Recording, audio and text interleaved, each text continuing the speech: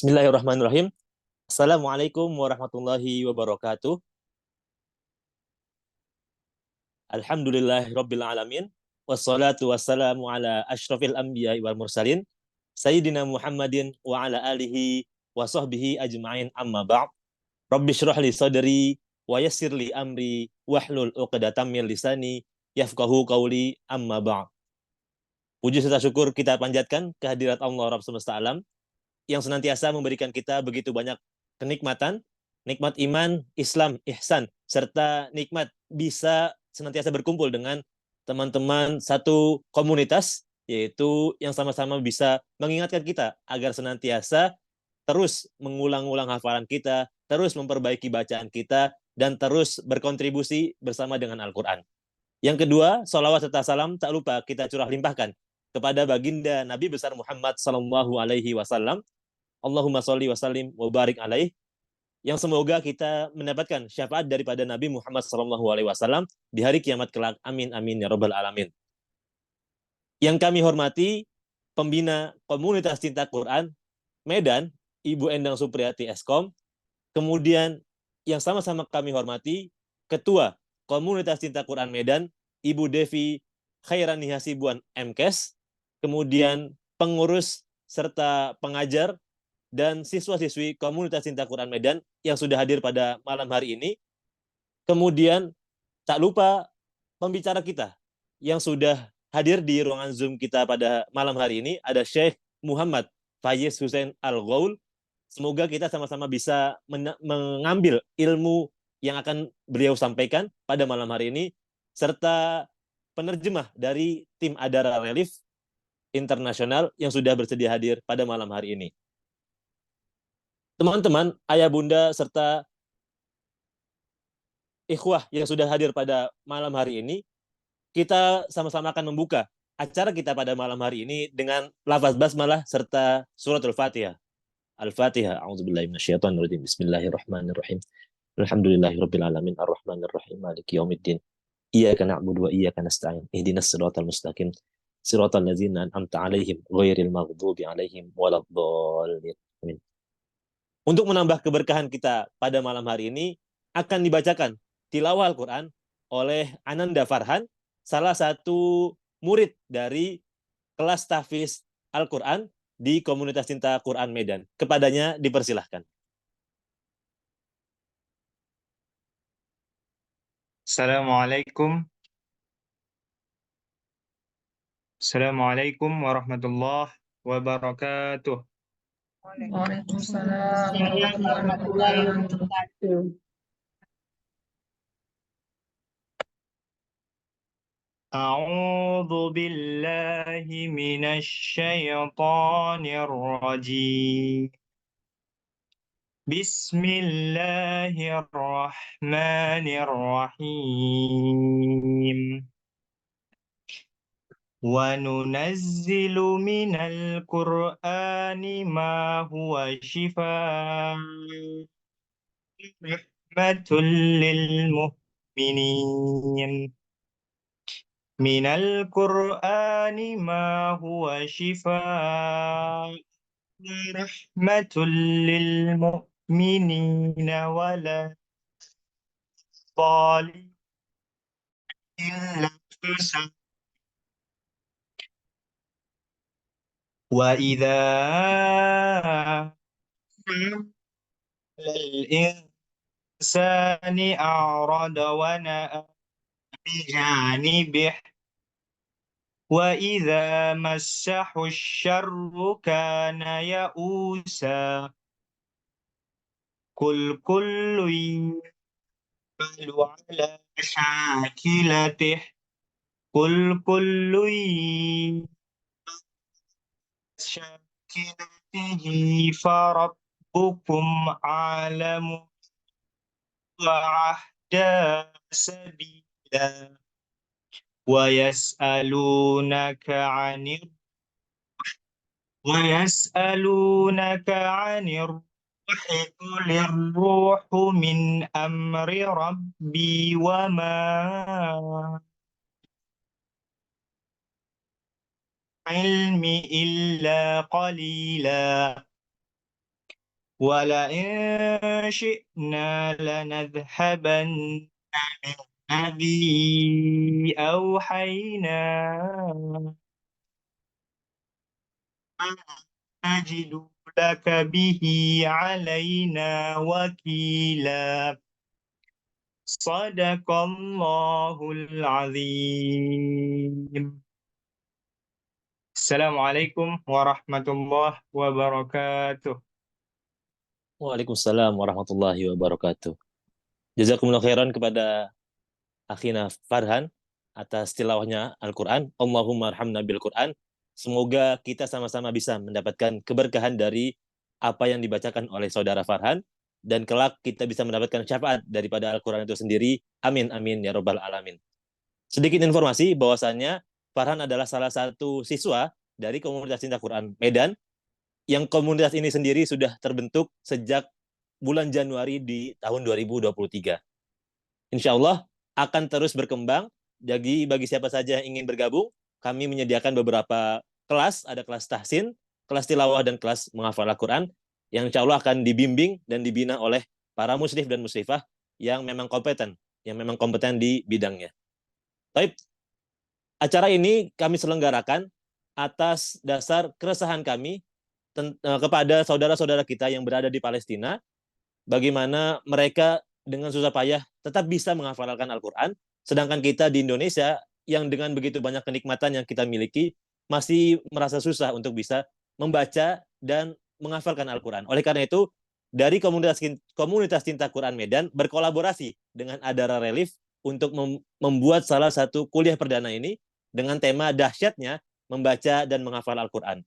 Sehingga kami bisa menghadirkan pembicara yang memang dari Palestina sana, yaitu ada Syekh Faiz, yang insya Allah akan memberikan beberapa penyampaian tentang motivasi menghafal Al-Quran dan bagaimana keadaan sahabat kita di sana. Insya Allah kami juga membuka donasi untuk barang siapa yang ingin memberikan sedikit hartanya, bisa menyalurkannya melalui nomor rekening yang sudah disediakan melalui kolom komentar. Seperti itu. Kemudian berlanjut ke agenda berikutnya, ada sambutan dari Ketua Komunitas Cinta Quran Medan kepada Bu Devi Khairani Hasibuan MKes. Waktu dan tempat dipersilahkan.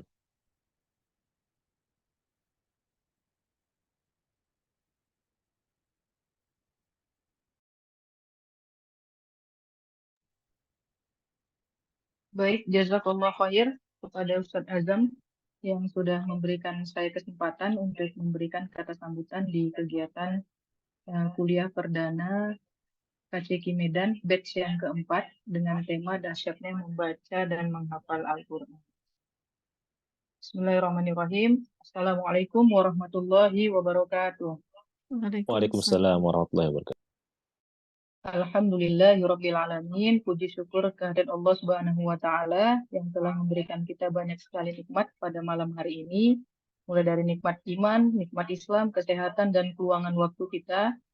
Sehingga kita bisa berkumpul melalui media Zoom ini untuk sama-sama mengikuti salah satu program KCQ Medan, yaitu kuliah perdana, dan kali ini sudah memasuki semester keempat atau batch keempat.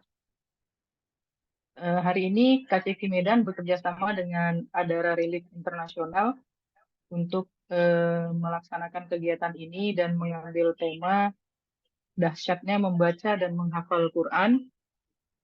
Dan insya Allah dengan adanya kegiatan ini bisa menjadi salah satu media buat kita semua untuk termotivasi ya, terutama para siswa dan siswi atau para calon siswa dan siswi KCQ Medan untuk sama-sama memperbaiki bacaan Al-Quran kita melalui program-program yang disediakan oleh KCQ Medan. Kemudian salawat beriringkan salam kita haturkan kepada baginda Rasulullah SAW beserta keluarga dan para sahabatnya. Mudah-mudahan nanti di yaumil mahsyar kelak kita dapat berkumpul dan mendapatkan syafaat dari beliau. Amin ya rabbal alamin. Yang kami hormati,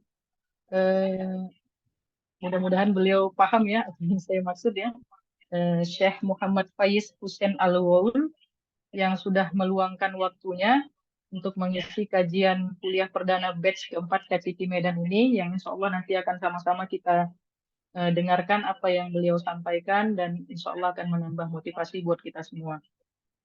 Kemudian kepada seluruh pengurus Adara Relief Internasional yang mungkin berhadir dalam media Zoom ini, kami ucapkan jazakumullah khairan katsir ya, sudah mensupport kegiatan KCK Medan.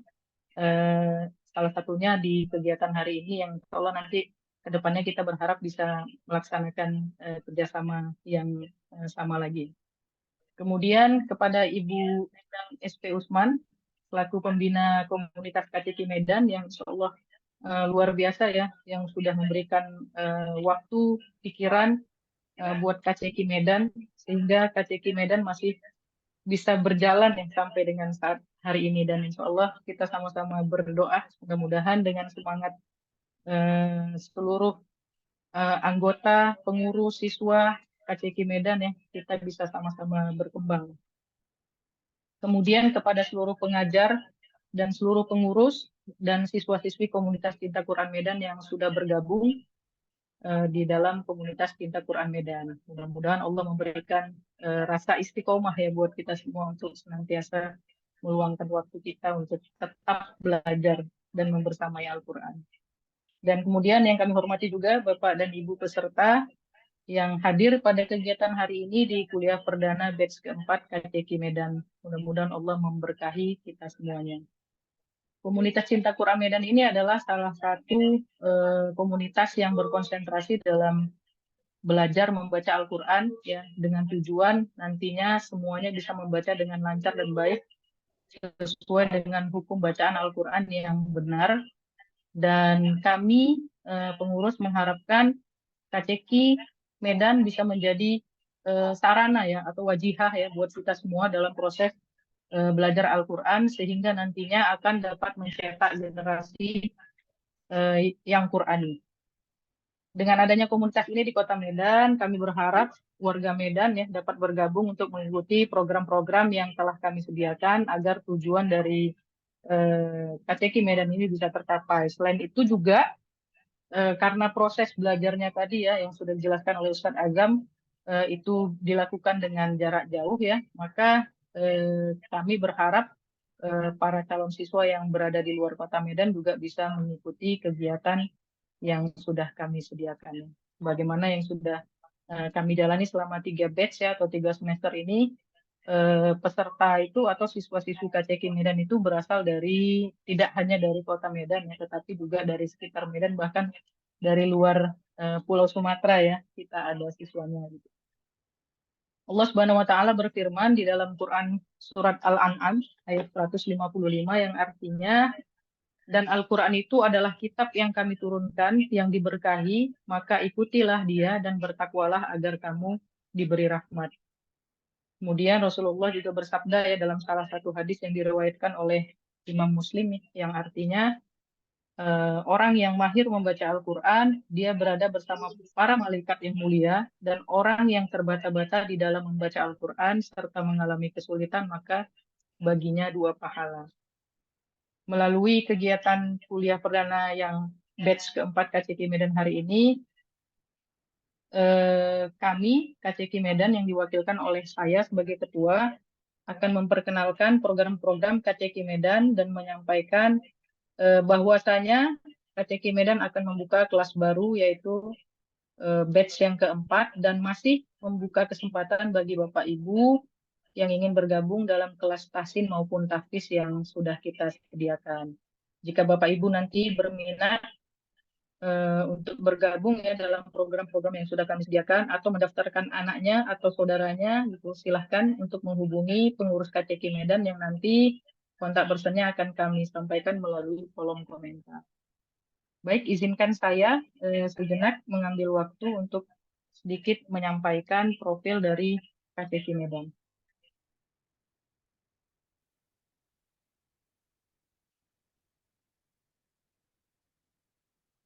Ya, KCK Medan ini memiliki visi untuk mencetak generasi yang Qurani. Dengan misinya yang pertama memberantas buta huruf Al-Quran, kemudian membangun kecintaan kepada Al-Quran, menjadikan generasi yang mahir membaca Al-Quran, menjadikan Al-Quran sebagai solusi dalam setiap permasalahan kehidupan. KCK Medan saat ini memiliki 5 staf pengajar. Ada Ustazah Endang ya, selaku pembina KCQ Medan juga. Beliau dari awal KCQ diluncurkan, beliau juga aktif mengajar ya. Kemudian ada Ustazah Fatmawati, kemudian ada Ustazah Siti Syarifah, Ustazah Septrianis Tazra, dan yang ada di tengah-tengah kita juga Ustaz Azam. Untuk susunan organisasinya, KCQ Medan diketuai oleh saya, di Heran Sibuan, kemudian sekretarisnya Ibu Syafitri Nur Nasution, dan bendaharanya Ibu Fitri Handayani Purnamasari.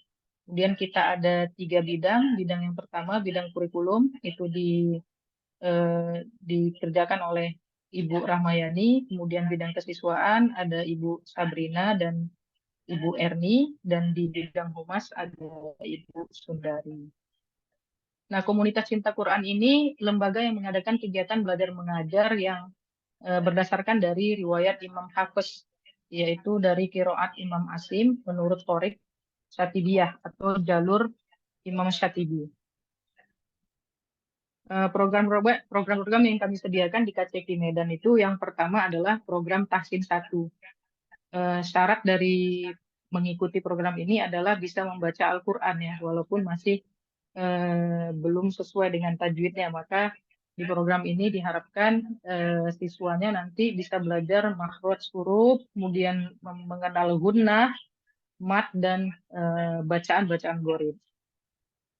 Kemudian setelah lulus dari Tahsin 1, para siswa akan masuk ke dalam program Tahsin 2.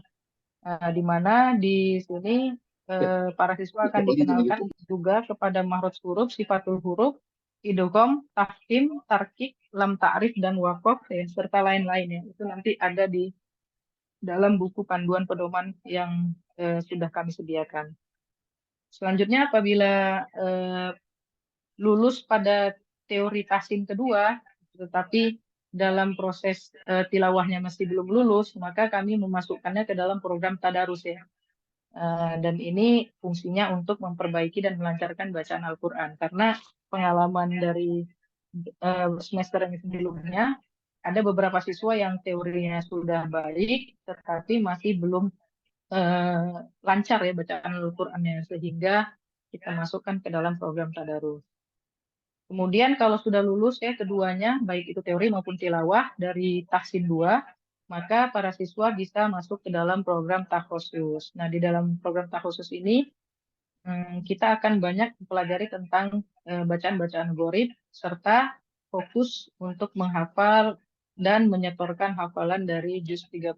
Jadi diharapkan dari program takhusus ini nanti setelah lulus siswanya akan hafal juz 30. Kemudian selanjutnya adalah program tahfiz. Nah, program tahfiz ini long life learning gitu ya. Jadi targetnya adalah bukan juz 30 tetapi 30 juz ya insya Allah. Nah, syaratnya adalah harus lulus dulu dari program tahfiz tadi.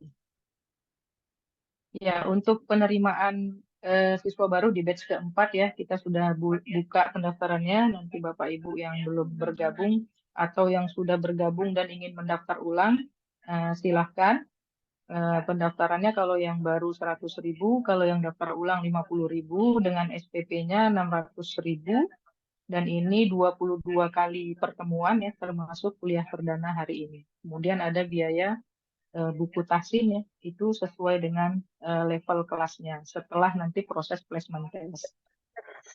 Jadi ada paket tahsin 1 bukunya, kemudian paket tahsin 2 dan paket program takhusus ya. Kalau di tahsin 1 kita tilawahnya di juz 30, tahsin 2 di juz 29, dan di program takhusus kita tilawah di juz 28. Nah, tilawahnya ini talaki ya dengan pengajar. Kemudian kita ada kalender akademik ya, jelas jadinya kapan harus kuliah perdana, kapan harus placement test sebelum kuliah, dan kapan harus mid serta ujian akhir semester. Di batch pertama kita ada 23 siswa, kemudian di batch kedua meningkat 41 siswa. Di batch ketiga terjadi penurunan ya, mungkin banyak yang cuti pada saat itu atau ada kesibukan ya, sehingga banyak yang tidak melanjutkan belajar pastinya. Nah, untuk di batch keempat ya, placement test sementaranya, baik siswa yang baru maupun yang setelah melaksanakan ujian, sampai saat ini sudah ada 30 orang siswa yang mendapatkan dia di kelas yang mana. Dan masih terbuka pada Bapak Ibu yang ingin bergabung dengan KCQ Medan, silahkan nanti mendaftar. Kuliah perdananya di Januari 2023, kita kemarin mengundang Ustazah Nabila. Kemudian belajarnya itu melalui daring ya, melalui media Zoom. Jadi bisa dilaksanakan di mana saja gitu. Apakah sedang di rumah atau sedang dinas luar gitu ya. Jadi ini salah satu fasilitas yang memudahkan para siswa dan siswi KCQ. Kemudian tarif Ramadan, kita kemarin sempat mengundang Ustadz Muzammil Hasbalah. Dan ini yang bagian daripada kurikulum tadi ya, ada ujian tengah semester, itu biasanya setelah 11 kali pertemuan, termasuk kuliah perdana, nah itu nanti kita akan melaksanakan ujian mid semester atau tengah semester. Nanti di akhir kelas ya, di akhir program kita ada ujian akhir semester, dan ini menjadi salah satu placement test juga ya buat yang sudah bergabung di program KCQ. Jadi kalau lulus berarti akan masuk ke program yang berikutnya. Kemudian setiap bulan Ramadan kita juga menyediakan fasilitas gratis ya kepada siswa ataupun calon siswa untuk mengikuti program tadarus ya. Jadi diharapkan dalam 1 bulan itu kita minimal bisa 1 kali khatam dengan mengikuti program tadarus yang disediakan oleh KCQ Medan. Kita juga melaksanakan kegiatan sosial ya. Kemarin ada bencana gempa di Turki, kita juga menyampaikan donasi kita dari seluruh siswa dan siswi KCQ ya. Kemudian kita juga tetap bekerja sama dengan Adara ya untuk rutin memberikan donasi kepada saudara-saudara kita yang ada di Palestina. Kemudian kita juga ada program-program pengenalan ya, talk show, sharing session ya.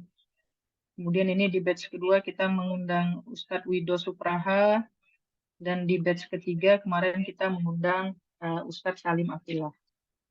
Dan hari ini kita mengundang Syekh ya dari Palestina yang difasilitasi oleh Adara ya, yaitu Ustadz Muhammad Faiz Hussein Al-Ghoul. Mudah-mudahan nanti segera kita dengarkan motivasi Quran dari beliau. Selain itu kita juga ada kelas tahfiz ya, khusus untuk putra yang dimotori oleh Ustadz Azam ya. Dan salah satunya tadi yang sudah membacakan tilawah ya di pembuka acara kita hari ini. Kemudian kita juga ada kajian tafsir yang diisi juga oleh Ustadz Azam, yang insya Allah ini rutin kita laksanakan 1 bulan 1 kali. Nah ini ada kontak person kita, bisa melalui WhatsApp, kemudian kita juga ada Instagram, YouTube, dan juga ada TikTok ya. Nah, nanti boleh di-search saja komunitas Cinta Quran Medan, itu insya Allah sudah ada, kita punya akunnya. Oke, pastikan Bapak Ibu terdaftar dalam program-program yang KCQ sediakan, karena sebentar lagi kita akan membuka kelas di batch yang keempat. Jazakumullah khairan katsir, sudah memberikan kami kesempatan untuk memperkenalkan program-program KCQ. Mudah-mudahan Bapak Ibu sekalian bisa bergabung ya di KCQ Medan, dan insya Allah kita akan mendapatkan keberkahan dari Al-Quran. Demikian sambutan dari saya. Mohon maaf apabila ada kekurangan dan kesalahan dalam penyampaian saya, dan kepada Allah Subhanahu wa taala saya mohon ampun. Billahi taufiq wal hidayah. Assalamualaikum warahmatullahi wabarakatuh. Waalaikumsalam warahmatullahi wabarakatuh. Jazakumullah khairan kepada Bu Devi atas penyampaiannya. Jadi untuk teman-teman sekalian yang belum bergabung, segera daftarkan diri, ajak sanak saudara kita, supaya kita nggak sendirian masuk surga seperti itu. Supaya kita nggak sendirian yang bisa membaca Al-Quran, supaya kita nggak sendirian yang bisa menghafal Al-Quran. Ajak dan sebarkan virus-virus positif kepada sekitar kita. Kita sama-sama belajar, kita sama-sama berlomba-lomba dalam kebaikan insya Allah. Amin amin ya rabbal alamin. Baik, pada malam hari ini sudah di antara kita, sudah hadir di antara kita ada pembicara kita Syekh Muhammad Faiz Hussein Al-Ghaul. Mungkin bisa dibantuin ya, apa namanya, share ininya, apa namanya, biodata beliau. Ada Syekh Muhammad Faiz Hussein Al-Ghaul, pendidikan sarjana Fakultas Tarbiyah Islamiyah Ghaza, kemudian magister Fakultas Al-Quran dan Hadis di Universitas Islam Internasional Malaysia, kemudian dengan judul tesis Fikih seputar redaksi Al-Quran mengenai optimisme dan perannya dalam menjaga kesehatan mental, kemudian kandidat doktor Fakultas Al-Quran dan Hadis UIIM, kemudian memiliki beberapa sanad Al-Quran dari jalur Syu'bah an Asim dan jalur Hafiz an Asim, kemudian sanad hadis ada dari kitab Riyadhus Shalihin, Umdah Al-Ahkam dan Syifah Salah an-Nabi. Kemudian ada sanad ilmu hadis, kitab Al-Manzumah Al-Baikuniyah, dan masih banyak lagi. Itu dia profil singkat dari beliau. Beliau juga sudah banyak aktif dalam Departemen Penelitian Fakultas Ilmu Islam tahun 2022, kemudian imam di Universitas Internasional Malaysia pada tahun 2020, dan masih banyak lagi tentang pengalaman dan segala pencapaian dari pembicara kita pada malam hari ini. Alhamdulillah, di antara kita juga sudah hadir penerjemah yang sudah disediakan oleh Adara Internasional, Adara Relief Internasional, ada Ustadz Hamzah Abdillah. Assalamualaikum Ustadz, yang insya Allah akan Waalaikumsalam. membersamai kita ya Ustadz ya, untuk menerjemahkan kita supaya kita nggak ngeblank tentang apa yang disampaikan oleh Syekh Faiz pada malam hari ini. Oke, tanpa memperpanjang kalam lagi, untuk segalanya saya berikan waktu dan tempat kepada Ustadz Hamzah untuk bisa sama-sama membimbing kita pada malam hari ini. Kepada Ustadz Hamzah dipersilakan. Bismillah, nabda ya Syekhana. طيب بسم الله الرحمن الرحيم الحمد لله رب العالمين ونصلي ونسلم على حبيبنا صلى الله عليه وسلم وعلى آله وصحبه أجمعين أما بعد السلام عليكم ورحمة الله وبركاته Waalaikumsalam. حياكم الله جميعا وبارك الله فيكم جميعا وشكرا أيضا لأستاذة ديفي وإن شاء الله جهود مباركة إن شاء الله تعالى في برامج القرآن الكريم إن شاء الله. لكن أنا أيضا أريد أنبه على نقطة. أنا اسمي محمد، nama saya Muhammad directly يعني. bukan Faiz. Faiz nama bapak saya. فسaya nama Muhammad saja. فإن شاء الله قبل أن نبدأ في هذه المحاضرة saya ada سؤال. لماذا نقرأ القرآن الكريم؟ يعني أنا أفكر قبل أن أبدأ أتكلم ماذا سأتكلم، بما أن المحاضرة عن القرآن الكريم وقراءة وحفظ القرآن الكريم. لماذا نحن نقرأ القرآن الكريم؟ Baik, Bismillahirrahmanirrahim. Apakah suara saya terdengar, ibu-ibu dan jamaah sekalian? Terdengar Ustadz, jelas. Baik. Baik, setelah tadi beliau mengucapkan salam dan tentunya pembukaan, hamdalah dan salawat kepada baginda Rasulullah SAW. Beliau tadi juga mengucapkan terima kasih sebesar-besarnya kepada Ustazah Devi Khairani yang selaku ketua KCKI ya, yang tadi telah menyampaikan pembukaan. Terima kasih, semoga usaha beliau dan segala macam amal soleh beliau dalam komunitas yang penuh manfaat ini balas dan diganjar oleh Allah dengan sebaik-baiknya balasan. Nah, tadi beliau setelah juga menyampaikan konfirmasi bahwasanya nama beliau yang tepat, yang lebih tepat itu Muhammad. Adapun Faiz itu adalah nama ayah beliau. Nah, jadi mungkin agar selanjutnya kita memanggil beliau dengan Syekh Muhammad seperti itu. Baik, untuk memulai acara kita dan perbincangan di malam hari ini, beliau ingin membukanya dengan sebuah pertanyaan pada kita semuanya. Kenapa kita mesti membaca Al-Quran? Jadi beliau ingin untuk kemudian menarik rasa penasaran kita. Karena temanya pada malam hari ini tentang dahsyatnya membaca dan menghafal Al-Quran, maka pertanyaan yang paling mendasar yang ingin beliau sampaikan, kenapa sih kita mesti membaca Al-Quran? Kira-kira ada yang mau menjawab? ربما بعضنا لا، أنا أجيب مباشرة، طيب. لأن يعني الوقت يعني لا نريد نطيل عليكم. إيه، ربما يكون بعض الجواب: أنا أقرأ القرآن حتى أخذ الأجر من الله عز وجل. وبعض الآخر يجيب يقول: أنا أقرأ القرآن حتى أتعلم القرآن وأطبق القرآن، وهذا أيضا صحيح. بعضهم يقول: أنا أقرأ القرآن حتى يكون شفيعا لي يوم القيامة، أيضا هذا صحيح. كلها أجوبة صحيحة. Baik, mungkin kalau ditanyakan kepada kita semuanya tadi, kenapa sih kita mesti membaca Al-Quran? Maka mungkin akan kita dapati beberapa jawaban yang terkenal di antara kita, atau mungkin yang ada dalam diri kita. Ada mungkin yang ingin membaca karena ingin mendapatkan ganjaran dari Allah Ta'ala. Atau mungkin jawaban yang lain, ada yang ingin membaca Al-Quran karena ingin mempelajarinya dan kemudian ingin menerapkannya dalam kehidupan kita. Ada juga yang lainnya, agar kemudian Al-Quran itu menjadi syafaat untuk kita di hari kiamat. Maka kata beliau, semua jawaban ini adalah benar. وبعضكم ربما عنده إجابات أخرى، يعني ربما لديه جواب آخر، وكلها أجوبة صحيحة. لكن هناك بعض الناس، أو هناك بعض الأشياء التي يجب أن نفهمها عند قراءة القرآن. هناك بعض النقاط المهمة التي يجب أن ندركها عند قراءة القرآن. Maka bisa jadi juga ada jawaban-jawaban yang lain selain itu tadi.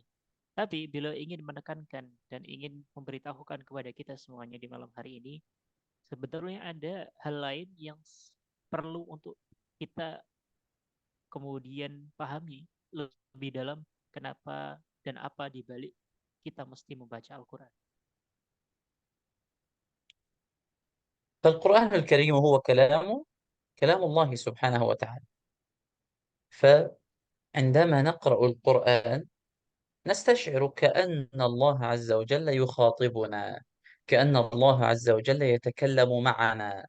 ليست قراءة القرآن مثل قراءة الكتب العادية، إنما قراءة القرآن يجب أن يكون فيها خشوع، يجب أن يكون فيها انسجام، يجب أن يكون فيها تفكر في كلمات الله سبحانه وتعالى. يجب أن تستشعر بأن الله عز وجل يخاطبك. Maka di antara alasan yang paling utama atau perkara yang paling penting, kenapa kita mesti membaca Al-Quran? Karena yang paling pertama adalah karena Al-Quran itu adalah kalamullah, firman-Nya Allah. Dengan kemudian kita menghadirkan perasaan tersebut, maka kita sedang membayangkan diri kita, kita sedang diajak berbincang secara langsung oleh Allah. Dengan demikian, kita akan lebih khusyuk, kita akan lebih bertafakkur, memikirkan apa yang sebenarnya Allah inginkan dalam perbincangan tersebut terhadap kita semuanya.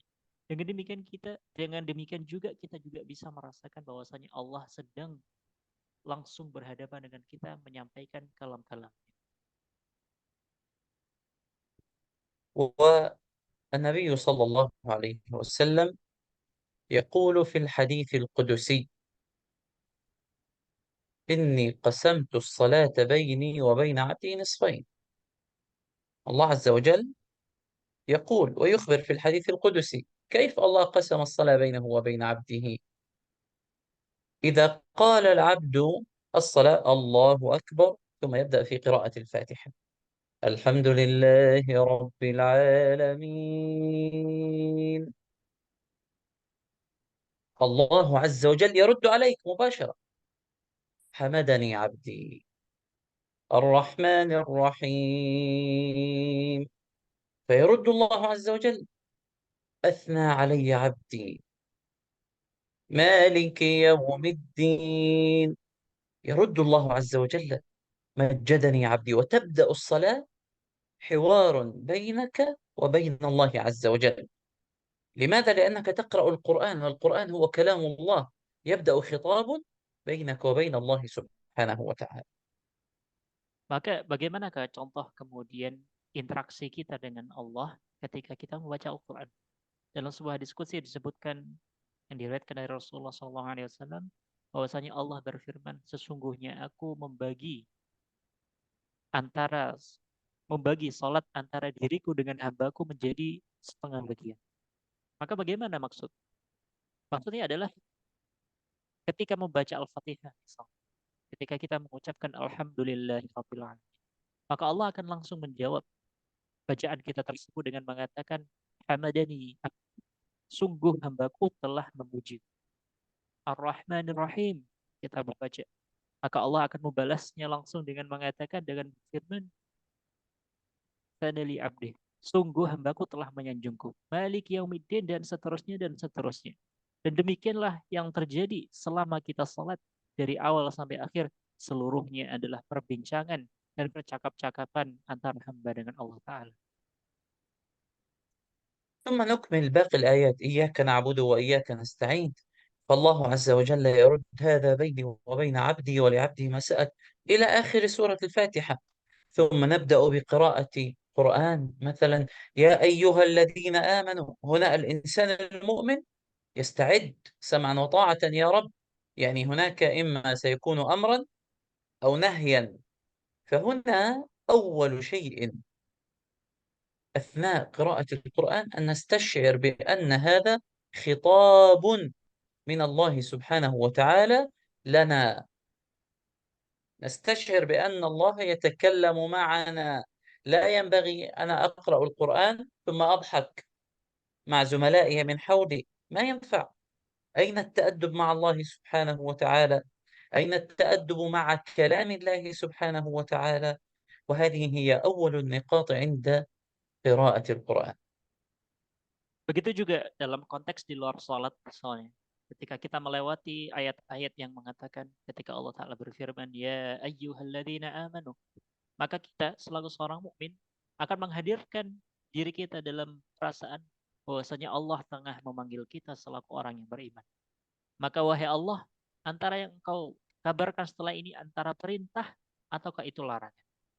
Begitu juga aplikasinya ketika kita menghadirkan perasaan bahwasanya Allah sedang berbincang secara langsung dengan kita, maka kita akan lebih beradab, kita akan lebih kemudian memuliakan bacaan Al-Quran kita. Maka tidak pantas sama sekali ketika kita misalnya membaca Al-Quran, lantas di saat yang bersamaan kita mengiringinya dengan tertawa kita. Atau kemudian kita membaca Al-Quran, lalu kita beberapa saat kemudian kita berbincang-bincang untuk melalaikannya dengan teman-teman kita. Maka ini adalah salah satu bentuk tidak beradabnya kita dengan Al-Quran. Lebih-lebih lagi kalau kita mengetahui bahwasanya Al-Quran itu adalah kalamullah yang mana kita tengah berbincang secara langsung dengan Allah Ta'ala. قراءة القرآن ترزقنا أول شيء تفكر في آيات الله سبحانه وتعالى، مما يجعلنا نخشع في الصلاة. تفكر في آيات الله والخشوع في الصلاة هي أول بركات القرآن الكريم. Poin yang paling pertama untuk yang beliau sampaikan di awal pertemuan kita, ketika kita merasakan bahwasanya Al-Quran adalah firman-Nya Allah, maka itu akan melahirkan darinya tafakkur. ولذلك Itu adalah kita bertafakkur dan merenungkan ayat-ayat Allah, yang itu juga lahir darinya khusyuk dalam salat. Khusyuk dalam salat, dan kita bisa salat dengan kemudian tenang, sambari mengingat bahwasanya ini semuanya adalah kalamullah yang kita wajib untuk beriman dan beradab dengan. والإنسان الذي يقرأ القرآن والذي لا يقرأ القرآن، بماذا شبههم النبي صلى الله عليه وسلم؟ الإنسان الذي يقرأ القرآن كالبيت المعمور، البيت الذي فيه ناس يسكنونه، يرتبونه، ينظفونه. هكذا يكون قلب الإنسان الذي يقرأ القرآن. أما الإنسان الذي يهجر القرآن ولا يلتفت إلى القرآن، وربما يقرأ القرآن من رمضان حتى رمضان السنة القادمة مرة فقط في السنة، يعني هذا قلبه كالبيت المهجور الذي لا يوجد فيه ناس، لا يوجد فيه أبواب، ليس مرتب، ليس نظيف، تسكنه الكلاب وتسكنه الأشياء القذرة. Maka dalam sebuah hadisnya Rasulullah SAW memperumpamakan orang yang gemar, orang yang senang dalam membaca Al-Quran, maka itu ibarat sebagaimana rumah yang penuh atau dihuni oleh orang-orang. Di mana ketika rumah itu dihuni, maka ia akan menjadi rapih. Ia akan dibersihkan setiap saat. Ia akan penuh dengan kemudian obrolan dan kemudian banyak hal yang bermanfaat di dalam. Beda halnya dengan orang-orang yang dengan sengaja meninggalkan Al-Quran. Orang-orang yang kemudian tidak mau sama sekali melihat Al-Quran. Bahkan parahnya ia hanya membaca Al-Quran dan membuka mushafnya ketika Ramadan saja. Maka dari Ramadan satu ke Ramadan berikutnya hanya itulah yang ia buka sepanjang tahun. Maka orang seperti ini, orang-orang yang dengan sengaja meninggalkan Al-Quran, itu adalah kebalikannya sebagaimana rumah yang telah lama tidak dihuni. Rumah yang kemudian kotor, dihuni oleh serangga, bahkan didatangi anjing, dan keburukan-keburukan atau hal-hal yang tidak kita inginkan lainnya yang kita lihat dari sebuah rumah.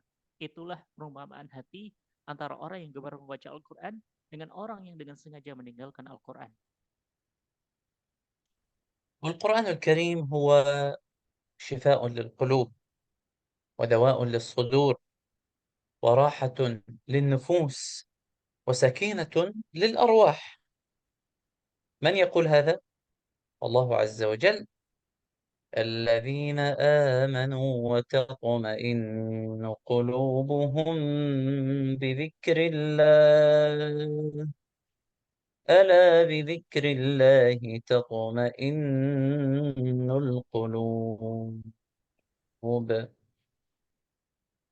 Maka berikutnya, Al-Quran juga adalah penawar bagi dada.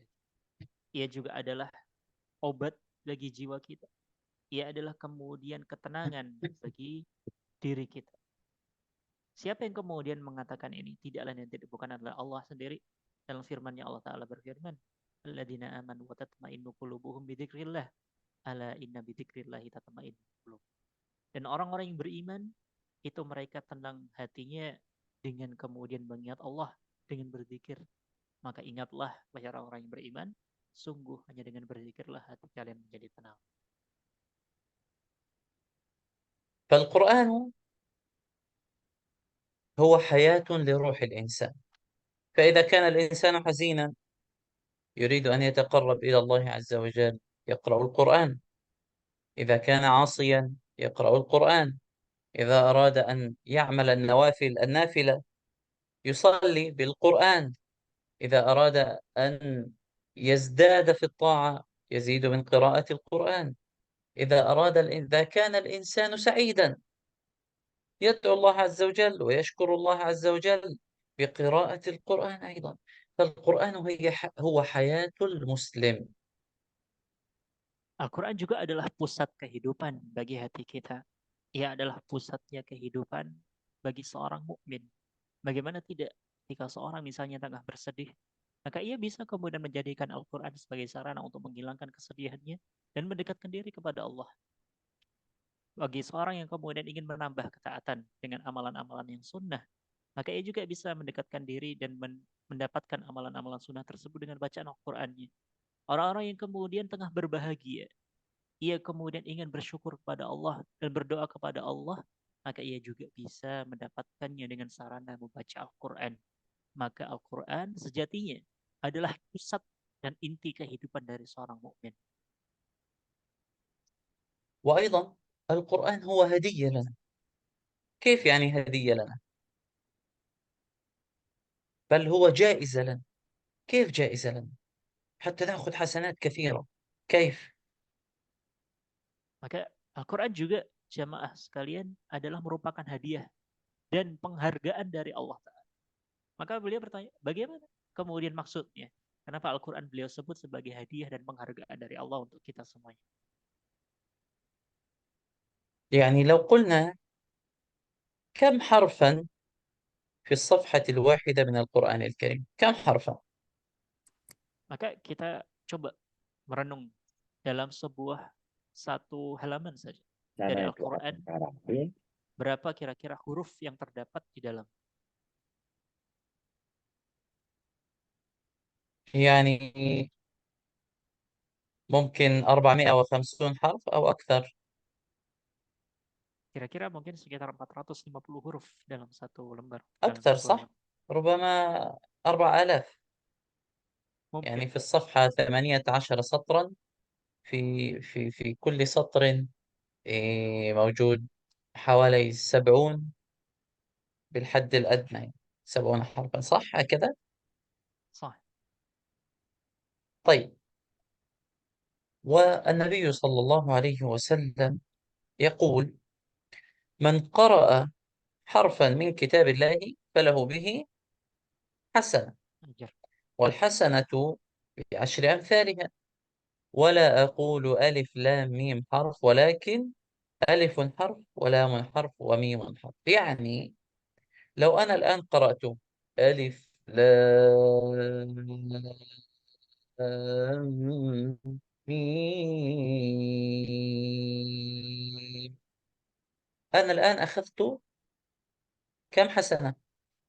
30 حسنة فقط في ثانيتين، في 5 ثواني أخذت 30 حسنة. ولسه الحسنة بعشر أمثالها، والله يضاعفها لمن يشاء إلى 700 ضعف. هذا حديث عن النبي صلى الله عليه وسلم. فالقرآن هو هدية لنا من الله عز وجل، حتى نستزيد من الحسنات، نستزيد في صحائفنا، حتى تثقل الصحيفة اليمنى إن شاء الله. Maka di antara bagaimana sih kemudian kenapa Al-Quran beliau sebut sebagai hadiah dan bonus serta penghargaan untuk kita semuanya.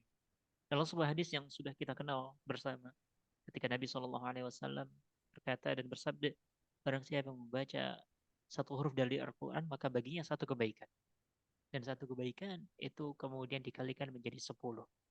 Lantas Nabi mengatakan, aku tidak pernah mengatakan bahwasanya alif lam mim itu satu huruf, tapi alif satu, lam satu, dan mim satu.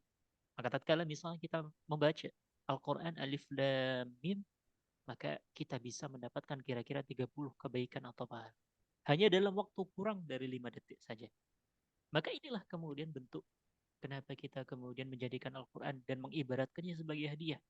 Agar kemudian kita semakin banyak dan semakin banyak mengambil ganjaran tersebut dari Allah Ta'ala. Itulah kenapa kemudian Al-Quran juga bisa disebut sebagai hadiah, penghargaan dan bonus dari Allah untuk kita semua. والنبي صلى الله عليه وسلم يعلمنا بأن القرآن يأتي شفيعا لصاحبه يوم القيامة. فرسول الله صلى الله عليه وسلم يقول: اقرأوا القرآن فإنه يأتي يوم القيامة شافعا لأصحابه. وفي حديث آخر عن النبي صلى الله عليه وسلم: ينادى بقارئ القرآن يوم القيامة: أن اقرأ وارتقي ورتل كما كنت ترتل في الدنيا، فإن منزلتك عند آخر آية كنت تقرأها. أنت تقرأ القرآن وأنت تصعد درجات أعلى في الجنة. كلما ازددت قراءة للقرآن كلما ازددت صعودا في درجاتك في الجنة. Maka berikutnya, jemaah sekalian yang semoga dirahmati Allah, Al-Quran juga bisa menjadi syafaat bagi kita semuanya selaku umat baginda Rasulullah. Bagaimana tidak dalam sebuah hadis Rasulullah SAW mengatakan, bacalah oleh kalian semuanya Al-Quran, karena sesungguhnya Al-Quran akan datang di hari kiamat sebagai syafaat untuk para pembacanya. Dalam hadis yang lain, Rasulullah SAW juga mengatakan, bahwasanya kelak di hari kiamat nanti, orang-orang yang gemar membaca Al-Quran selama di dunia akan dipanggil dan diseru kepadanya, wahai kamu, naiklah dan naiklah dan kemudian dapatkanlah kedudukanmu di surga sebagaimana ayat terakhir yang engkau baca ketika di dunia. Itu adalah fadilah, keutamaan yang sangat besar bagi para orang-orang yang kemudian gemar membaca Al-Quran. Yani semakin banyak ayat yang ia baca, semakin banyak kiroah dan tilawah yang ia kumpulkan selama di dunia, maka sejauh dan setinggi itulah derajatnya nanti di akhirat atau di hari kiamat. ربما يأتي أحد يقول: طيب أنا لا أعرف قراءة القرآن، ماذا أفعل؟ Maka mungkin setelah kita membahas kelebihan dan keutamaan ini semuanya, mungkin ada pertanyaan dari kita semuanya. Kalau sekiranya saya tidak bisa membaca Al-Quran, maka bagaimana? كل إنسان عليه أن يجتهد في أن يتعلم قراءة القرآن الكريم، بل إنها أعظم وظيفة في الدنيا هي وظيفة القرآن الكريم. قال صلى الله عليه وسلم: خيركم من تعلم القرآن وعلمه. كلنا نحفظ هذا الحديث لكن لا نعرف قيمة هذا الحديث الحقيقية والعظيمة. خيركم يعني أحسن وظيفة في الدنيا هي وظيفة تعليم القرآن الكريم. Maka yang pertama untuk menjawab pertanyaan sebelumnya, bagaimana sekiranya kita tidak mampu? Maka hal pertama yang wajib kita tekankan, setiap dari diri kita dituntut dan diminta untuk berijtihad, bersungguh-sungguh terlebih dahulu. Kita diminta untuk kemudian oleh Nabi SAW untuk kemudian bersungguh-sungguh terlebih dahulu. Kenapa? Karena kemudian harus kita perjuangkan dan kemudian kita harus mujahadah dalam membaca Al-Quran. Karena sesungguhnya profesi atau segala hal yang berkaitan dengan Al-Quran itu adalah yang terbaik. Bahkan beliau katakan itu adalah profesi terbaik, pekerjaan terbaik yang bisa dilakukan oleh seorang mukmin di dunia. Rasulullah SAW mengatakan khairukum man ta'allama al-Qur'ana wa 'allamah. Sebaik-baik di antara kalian adalah orang yang belajar Al-Quran serta mengajarkannya. Kita menghafalkan hadis ini, kita sudah banyak mendengarnya di telinga kita, tapi kita terkadang lupa dan luput dari kita semuanya bagaimana nilai dan pentingnya hadis ini. Yakni khairukum, sebaik di antara kalian. Maksudnya adalah kemudian sebaik-baik yang bisa kalian lakukan, sebaik-baik yang bisa kalian kerjakan, dan itu adalah pekerjaan dan amalan terbaik. والنبي صلى الله عليه وسلم يقول الحديث الذي رأيناه قبل قليل: الماهر في القرآن مع الكرام السفرة البررة. طيب الذي يجد مشقة في قراءة القرآن والذي يقرأ القرآن ويتتعتع فيه وهو عليه شاق فله أجران: أجر القراءة وأجر المشقة. Maka dalam hadis Nabi SAW mengatakan orang-orang yang sudah mahir, orang-orang yang sudah lancar dalam membaca Al-Quran, maka nanti derajatnya di hari kiamat akan bersama safaratil kiramil bararah. Ini para malaikat-malaikat yang tinggi kedudukannya di sisi Allah. Di sisi yang lain, orang-orang yang masih terbata-bata, orang-orang yang kemudian masih belum lancar bacaannya, maka Islam tidak kemudian meninggalkan mereka dan masih memberikan kepada mereka keutamaan. Kata Rasulullah SAW, orang-orang yang semacam itu, yang masih belajar dan terbata-bata dan masih bersungguh-sungguh dalam membacanya, maka mereka tetap mendapatkan dua pahala. Yakni pahala karena bacaan mereka dan pahala karena kemudian kesulitan mereka yang mereka hadapi dalam membaca Al-Quran atau dalam belajar membaca Al-Quran.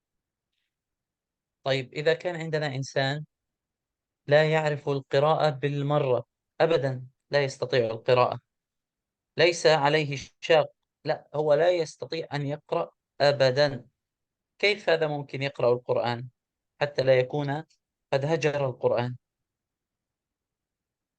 Maka supaya kemudian tidak bisa kemudian Al-Quran kita hanya baca dalam sekali, kemudian lantas kita tidak baca lagi. Sekali lantas kemudian kita tinggalkan, maka semacam ini, orang semacam ini tidak akan pernah bisa sama sekali. Ia harus bersungguh-sungguh dan meluangkan waktunya. كل إنسان فينا أكيد يحفظ سورة الفاتحة، سورة قل هو الله أحد، قل أعوذ برب الفلق، قل أعوذ برب الناس. كلنا ربما نحفظ هذا، صح؟ هل يوجد أحد لا يحفظ؟ Maka contohnya beliau bawakan surat-surat yang terkenal dan pendek, Al-Fatihah atau 3 kul huwallahu ahad, kul a'udzu birabbin nas, kul a'udzu birabbil falaq. Tentu semuanya insya Allah kita sudah menghafal. من خلال هذه السور التي القصيرة والصغيرة نكررها له بعد كل صلاة، يقرأها الواحد في عقله بصوت منخفض مثلا، يقرأها 3 مرات هكذا حتى لا يكون من الذين هجروا القرآن الكريم.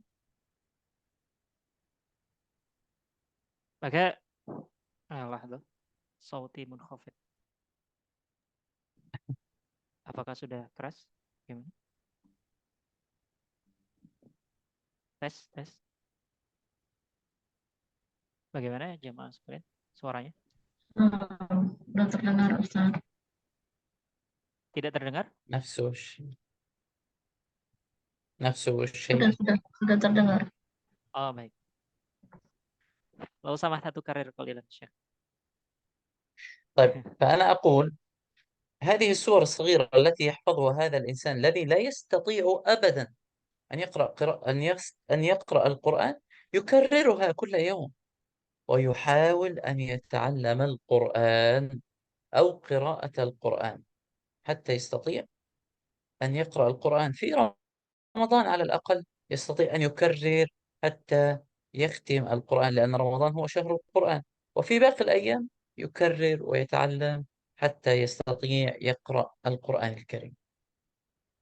Maka salah satu kunci dalam membaca atau dalam belajar membaca Al-Quran tentunya adalah dengan banyak mengulang. Sebagaimana surat-surat pendek yang kita hafalkan tadi, maka itu bisa kita hafalkan di luar kepala ya karena mengulang tadi. Maka kuncinya adalah di mau mengulang dan banyak membaca. Maka itu adalah sarana yang paling utama untuk kita bisa dalam membaca Al-Quran. Agar kemudian kita tidak termasuk na'udzubillah di antara orang-orang yang disebut sebagai orang-orang yang meninggalkan Al-Quran. Maka minimal dalam kesempatan-kesempatan di situ banyak keutamaan terkait bacaan Al-Quran dalam Ramadan misalnya. Jangan sampai karena dengan kemudian dalih kita belum bisa membaca, kita tidak bisa membaca sama sekali atau tidak sempat membaca sama sekali. Maka luangkan waktu dan sempatkan diri untuk banyak mengulang sekalipun kita masih belum mahir dan masih terbata-bata. طيب اللهم صل وسلم. وقراءة القرآن تؤثر على نفسية الإنسان، تؤثر على نفسيته، تؤثر على شخصيته، تؤثر على أفعاله، يتغير الإنسان بالكامل، لأن نحن لا نريد فقط قراءة القرآن، نحن نريد أيضا أن نطبق القرآن في حياتنا بقدر ما نستطيع، شوية شوية، بلان نتعلم قليلا فقليلا. Maka Al-Quran jamaah rahimakumullah itu memiliki dampak dan efek yang sangat luar biasa. Ia bisa berdampak dan memberikan efek kepada jiwa kita, kepada kemudian akhlak kita, kepada perbuatan kita dan pikiran kita, dan ia bisa mengubah segala yang ada dalam diri kita ke arah yang lebih baik. Karena itulah kemudian, karena Al-Quran punya dampak dan efek yang luar biasa, kita ingin kemudian Al-Quran ini menjadi satu dalam diri kita untuk kita terapkan dalam keseharian kita. اللهم صل على سيدنا. وهذا التأثير يعني الإنسان إذا لم يتغير تتغير أفعاله، تتغير صفاته، إذا لم تتغير معاملته مع أمه مع أبيه، إذا لم تتغير معاملته وتصبح جيدة أيضا مع أصدقائه مع إخوانه مع أخواته، فإن هناك خلل في تعامله مع القرآن الكريم، يعني وكأنه لا يخشع، لا يقرأ بتفكر، لا يقرأ بتمعن، فقط قراءة دون أن يطبق منها شيئا. هنا يوجد خلل في قراءتك للقرآن الكريم. Maka semisal ada orang yang sudah gemar membaca Al-Quran, lalu ternyata dalam kesehariannya, dalam kehidupannya, tidak ada yang berubah sama sekali antara interaksi dia dengan orang tuanya misalnya. Atau kemudian ia ternyata berakhlak buruk dengan teman-temannya atau pasangannya, atau yang lain sebagainya. Jadi contoh-contoh bagaimana kemudian kita dapati orang-orang yang kurang baik. Maka apakah yang salah sejatinya? Maka beliau mengatakan, sesungguhnya ada yang salah dan ada yang kemudian kurang tepat antara interaksi dia dengan Al-Quran. Bisa jadi kemudian karena kurangnya tadabbur atau kurangnya ia dalam memikirkan apa yang Allah katakan dalam Al-Quran. Atau kemudian ia banyak tergesa-gesa atau tidak banyak merenung ketika membaca Al-Quran. Ini semuanya terjadi karena kemudian ada kesalahan antara interaksi dia dengan Al-Quran. Karena yang harusnya Al-Quran bisa merubah sifatnya, bisa merubah akhlaknya, bisa merubah kepribadiannya, maka ketika mendapat yang sebaliknya, maka ada yang perlu dipertanyakan dari interaksinya dengan Al-Quran. كثير من الناس يسألني ما هو سر صمود المسلمين في غزة حتى يومنا هذا.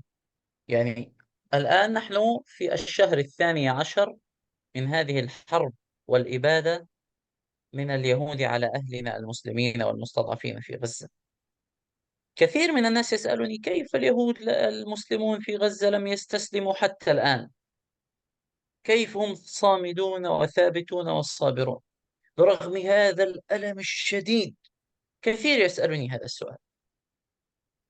ما هو الجواب؟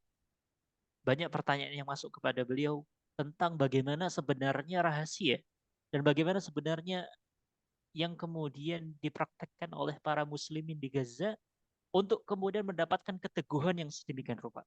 Kita tahu sekarang jamaah rahimakumullah, kita telah masuk di bulan ke-12 sejak pertama kali Tufanul Aqsa yang terjadi di tahun lalu. Ini adalah sudah mau genap setahun peristiwa pembantaian dan kemudian kekejaman serta kedoliman kita saksikan tanpa kemudian kita tidak bisa berbuat apa. Banyak kemudian yang bertanya kepada beliau, bagaimana kemudian kuncinya? Apa kemudian rahasianya? Apa kemudian tipsnya? Bagaimana kemudian kaum muslimin yang berada di sana hingga saat ini belum menyerah sama sekali? Belum kemudian memberikan dan menyerahkan diri mereka sama sekali kepada para kaum Zionis Israel. Laknatullah alaih. Maka kira-kira apa jawabannya? Mari kita simak dari beliau. طبعا من خلال فهم القرآن الكريم نفهم كيف يثبت الناس في غزة، كيف يثبت المسلمون في غزة برغم هذه الإبادة القوية، برغم التخاذل من الأمة الإسلامية، وبرغم الصمت العربي والعالمي. كيف يثبتون؟ نفهم هذا من خلال القرآن.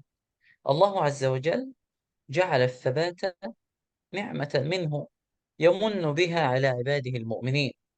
قال الله عز وجل: يثبت الله الذين آمنوا بالقول الثابت في الحياة الدنيا وفي الآخرة ويضل الله الظالمين ويفعل الله ما يشاء. فنفهم من القرآن أن الثبات من عند الله سبحانه وتعالى. Maka dari interaksi kita atau kemudian dari bacaan kita terhadap Al-Quran, kita bisa menemukan sebenarnya kunci atau jawaban dari pertanyaan sebelum. Bagaimana kemudian keteguhan hati mereka dan kesabaran dan kemudian kuatnya jiwa mereka hingga saat ini. Allah Ta'ala sudah memberikan jawabannya bersamaan dengan kemudian pembantaian yang mereka hadapi. Bersamaan dengan kemudian ditinggalkannya mereka dan dikhianatinya mereka oleh saudara-saudara kaum muslimin di seluruh dunia. Bersamaan dengan diamnya bangsa Arab terhadap apa yang terjadi di sana.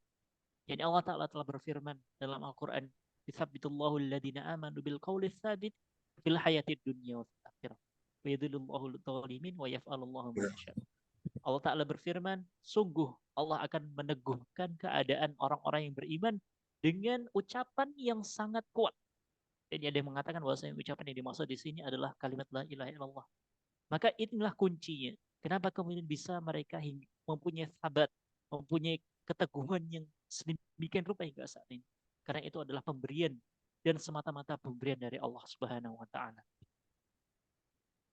بل من خلال القرآن الكريم الله عز وجل جعل الثبات وظيفة للملائكة، إذ يوحي ربك إلى الملائكة أني معكم فثبتوا الذين آمنوا سألقي في قلوب الذين كفروا الرعب فاضربوا فوق الأعناق واضربوا منهم كل بنان. الله عز وجل جعل الثبات هي وظيفة للملائكة، يعني أيتها الملائكة ثبتوا المؤمنين والمجاهدين في ساحات القتال. لذلك في غزوة بدر عندما قال الصحابي: يا رسول الله سمعت أحدا يقول أقبل حيزوم، قال: هذه الملائكة تقاتل مع المسلمين. فها من القرآن نقرأ القرآن فيجب أن نفهم القرآن حتى نفهم ما يدور حولنا من الحياة، ما يؤثر على حياتنا الشخصية وأفعالنا الشخصية. Bahkan dari Al-Quran juga kita bisa mengetahui bahwasanya tugas atau kemudian bahwasanya peneguhan hati kaum muslimin itu juga ditugaskan kepada para malaikat. Ditugaskan kepada para malaikat Allah. Allah Ta'ala telah berfirman misalnya dalam surat Al-Anfal ayat 12. Ingatlah ketika Tuhan mewahyukan kepada para malaikat, sesungguhnya inni ma'akum, sesungguhnya aku, Allah, itu adalah bersama dengan kalian. Maka teguhkanlah pendirian kalian, orang-orang yang beriman. Maksudnya Allah Ta'ala berikan tugas kepada para malaikat untuk kemudian meneguhkan pendirian orang-orang yang beriman. Dan kelak akan aku berikan rasa takut ke dalam hati orang-orang kafir, dan seranglah di atas leher mereka dan pukullah tiap ujung jari mereka. Maka kejadian ini jamaah rahimakumullah sesungguhnya bercerita tentang peristiwa perang Badar. Perang yang kemudian mula-mula dihadapi dan dilaksanakan di dalam sejarah kaum muslimin. Maka ketika perang Badar terjadi, beberapa orang dari kalangan sahabat itu menyaksikan bahwasanya sungguh ada kalangan orang yang memakai baju serba putih sedang menyerang dan ikut menyerang bersama kita semuanya. Maka itulah para malaikat. Peneguhan hati itu diberikan dan Allah tugaskan kepada para malaikat untuk membantu kepada orang-orang yang beriman.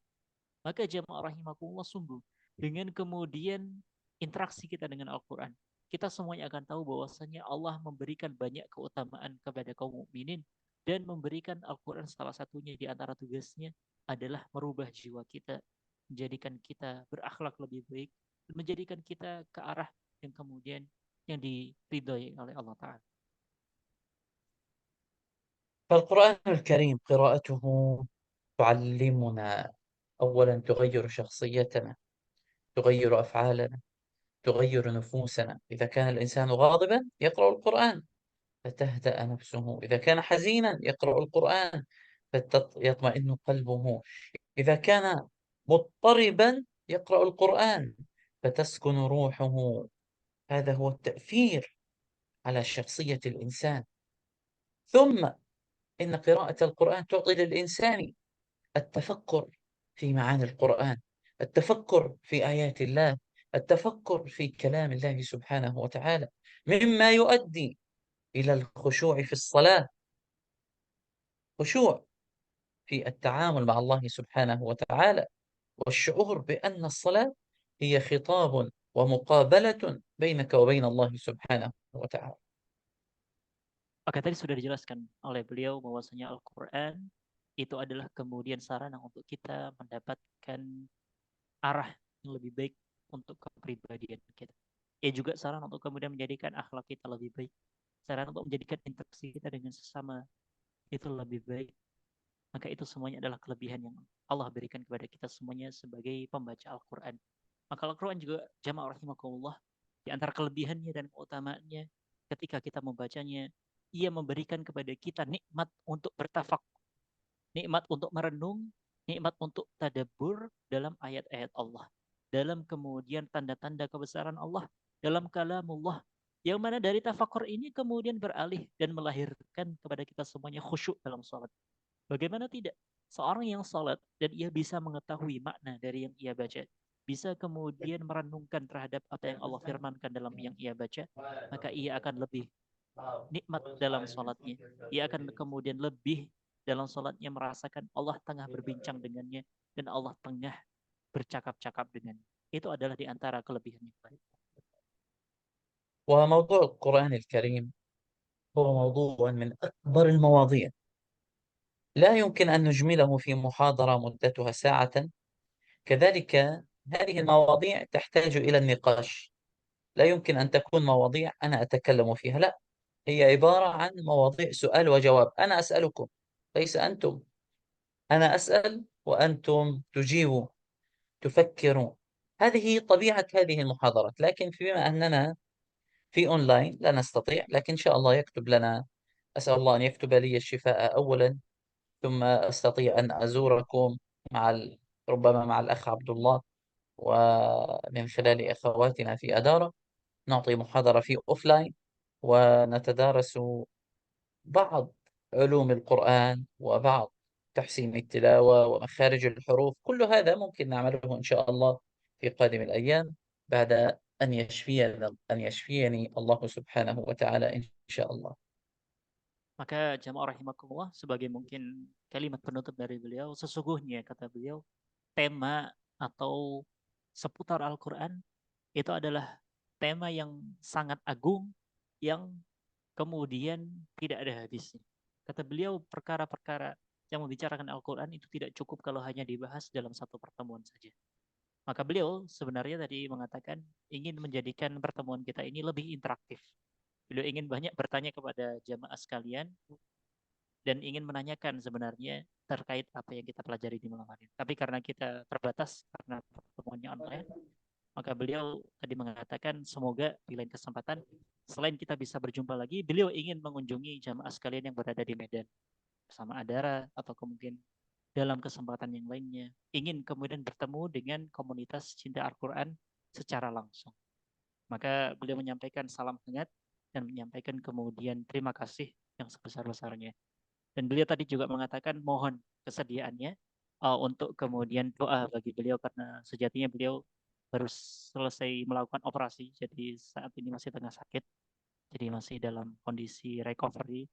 Beliau sehabis melakukan operasi di Malaysia. Mohon doanya semoga beliau diberikan kesembuhan oleh Allah dengan kesembuhan yang sempurna. Amin ya rabbal alamin. اللهم آمين آمين يا رب العالمين. نكتفي بهذا القدر إن شاء الله، ونسأل الله سبحانه وتعالى أن يمن على أهلنا المسلمين والمستضعفين في غزة بالفرج والطمأنينة والسكينة والنصر والتمكين إن شاء الله، ونسأله سبحانه وتعالى أن يجعلنا ويكتبنا من أهل القرآن الذين هم أهل الله سبحانه وتعالى وخاصته إن شاء الله. Beliau menyampaikan di akhir doa bagi kita semuanya, khususnya doa untuk bagi kaum muslimin yang berada di Palestina atau Gaza.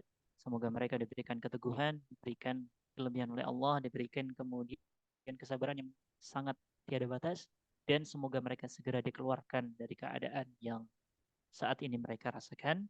Dan semoga Allah Ta'ala jadikan kita semuanya yang hadir di malam hari ini dan seluruh kaum muslimin secara umum agar menjadi para ahli Al-Quran yang sebagaimana kata Rasulullah, Al-Quran ahlullahi wa khassatuhu, bahwasanya orang-orang yang gemar dengan Al-Quran itu adalah keluarganya Allah dan orang-orang terdekatnya. Maka semoga kita semuanya termasuk dari golongan orang-orang tersebut. Amin amin ya rabbal alamin. Cukup kata beliau. اللهم آمين آمين. Baik, sesi تفضلوا، berikutnya أنا أكتفي بهذا القدر. saya serahkan ke Ustadz MC sekalian. Syukran. Baik, suara terdengar ya, jelas ya. Jazakumullah khairan pada Syekh Muhammad atas penyampaiannya. Jazakumullah khairan ala kulli hal. baik. Kepada Ustadz Hamzah وإياكم atas penerjemahannya. Bagaimana dari panitia, apakah ada waktu untuk tanya jawab dan lain sebagainya? Saya ada ya. Baik, kepada jamaah sekalian, ayah ibu yang ingin bertanya dipersilahkan. Nanti kalau nggak ada pertanyaan, saya yang nanya agak repot nih karena pertanyaan saya agak sedikit berat seperti itu. Jadi buat teman-teman sekalian, kalau ada pertanyaan dipersilahkan sambil bagi yang ingin berdonasi juga kami masih membuka kesempatan untuk berdonasi untuk teman-teman kita di Palestina. Seperti itu. Bisa melalui kolom komentar atau bisa mengangkat tangan langsung. Insya Allah akan dibantu oleh Ustadz Hamzah ya untuk diterjemahkan ke dalam bahasa Arab. Seperti itu. Siap.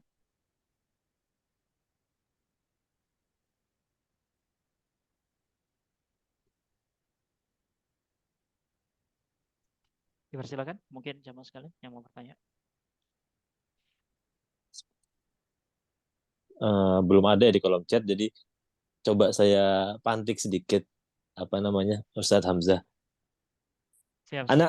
Syekhuna, ana indi soal, lakin سأسأل بلغة الإندونيسية حتى أستاذ حمزة يترجم. تمام.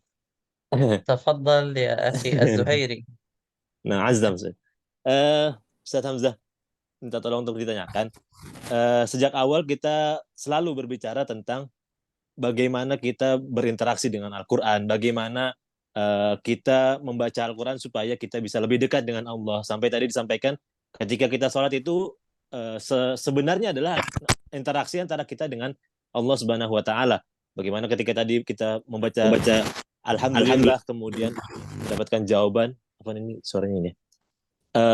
Yang saya ingin tanyakan, apa motivasi terbesar bagi kita sebenarnya untuk menghafalkan Al-Quran di saat ketika kita membaca saja sudah mendapatkan sebegitu banyak kemuliaan seperti itu.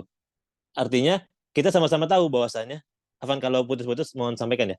Yang mana kita sama-sama tahu bahwasannya di zaman sekarang ini begitu sulit untuk menjaga hafalan. Maka kenapa kita nggak tilawah saja? Toh kita dapat kemuliaannya juga ketika kita tilawah. Dapat ya, Ustaz Hamzah poinnya.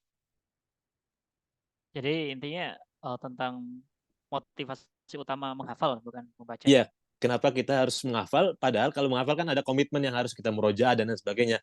Sedangkan kita dengan tilawah saja kita cukup bisa mendapatkan kemuliaan Al-Quran itu sendiri. Itu paling. Oke, syukran. Cukup Ustaz Azam? Iya, cukup. طيب يا شيخنا سؤال من أستاذ أعزم من خلال محاضرتنا تكلمنا في معاملتنا مع القرآن كيف نتعامل مع القرآن وكيف يعني نستشعر بأن الله يخاطبنا وهكذا وسؤال منه يعني ما هو في الحقيقة أعظم حث أو أعظم تحريض لنا لحفظ القرآن يعني كيف لماذا نحفظ القرآن ولا نقرأ فقط مع أن القراءة فقط ممكن بس يكفي لكن لماذا نحفظ القرآن وعلما بأننا جميل. وقعنا في زمن الفاسد مثلا لماذا يعني نثبت في حفظ القرآن ما هو أعظم تحريض لحفظ القرآن طيب يعني هناك سؤالين أفهم؟ يعني سؤال واحد أعظم تحريض آه. أو أعظم حث يعني السؤال لماذا نحفظ القرآن صح؟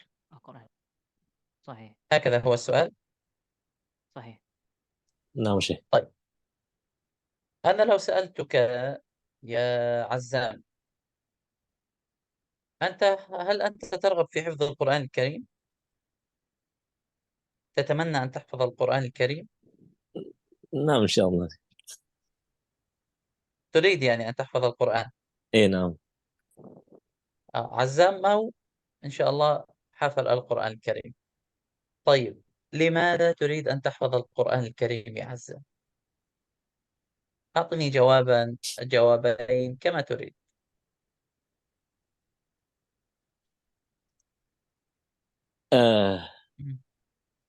Ustaz Hamzah bantu ya. Kalau Ya. dari saya, kenapa menghafal? Karena kalau dari sependek penglihatan saya, untuk teman-teman yang hanya sebatas membaca, itu ruang lingkup interaksinya akan lebih sedikit. Artinya seperti tidak ada tanggung jawab gitu. Jadi kalau akan lebih mudah untuk lepas dari Al-Quran itu sendiri. Mungkin itu. Simpelnya gitu. السبب الأول طيب لأن فقط أها. القراءة تكون لا يوجد إلزامات إذا كان نحفظ يوجد إلزامات لابد أن نقرأ دائما وأن نكرر دائما ليس هناك أوكي إلزام جميل.